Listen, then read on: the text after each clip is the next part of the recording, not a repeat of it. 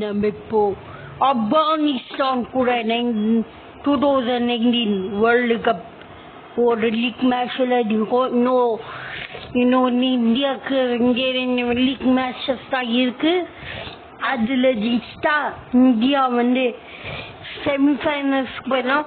இப்போ இந்த செமிஃபைனல்ஸ்ல இந்தியா தகுதி ஆயிடுச்சு. ஆனா இப்போ நடக்க போட்டி ஃபர்ஸ்ட் பிளேஸ்க்காக போட்டி. ஃபர்ஸ்ட் பிளேஸ்ல இருக்கணும், அதுக்காக போட்டி நடந்ததுக்கு. இப்போ பாத்தீங்கன்னா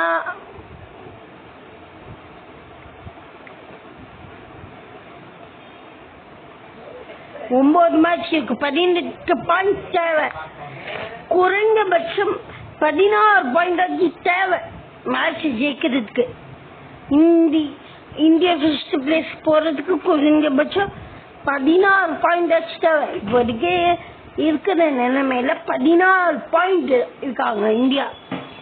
இந்த 16 பாயிண்ட் ஈஸியா மற்ற டீம்ஸ் சேஸ் பண்ணக்கூடிய வாய்ப்பு இருக்கு. அதனால வரக்கூடிய 2 மேட்ச் அது வரக்கூடிய 2 மேட்ச் கம்பல்சரி வின் பண்ண வேண்டிய கட்டாயத்துல இப்போதைக்கு இந்தியா தள்ளப்பட்டுப்பாங்க. ஏன்னா இப்போ பாத்தீங்கன்னா மற்ற டீம் இங்கிலாண்டும் சரி, ஆஸ்திரேலியாவும் சரி, நியூசிலாண்டும் சரி, அவங்க ஸ்ட்ராங்கா இருப்பாங்க. அவங்க இந்தியா இப்போ 14 பாயிண்ட் 16 பாயிண்ட் 16 பாயிண்ட் 14 பாயிண்ட் இந்த மாதிரி எடுத்தாங்கன்னா கண்டிப்பா செமிஃபைனல் டஃப் கொடுப்பாங்க, ரொம்ப டஃப் கொடுப்பாங்க. ஆனா அதே 18 பாயிண்ட் எடுத்தாங்கன்னா இந்தியா ஓரளவுக்கு தான் அவங்க டஃப் கொடுக்கிற மாதிரி இருக்கும்.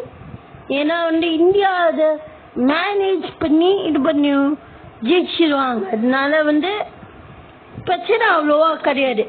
இந்த 2 மேட்ச் வார்ம் அப் மேட்ச் மாதிரி இருக்குது. வார்ம் அப் மேட்ச், அதாவது செமிஃபைனலுக்கு போறதுக்கு பிராக்டிஸ். ஏன்னா இன்னும் இருக்கிற 2 மேட்ச் ஜெயிச்சுட்டா செமிஃபைனல் கொஞ்சம் ஈஸியா இருக்கும். செமிஃபைனலும் ஃபைனலும் கொஞ்சம் ஈஸியா இருக்கும்.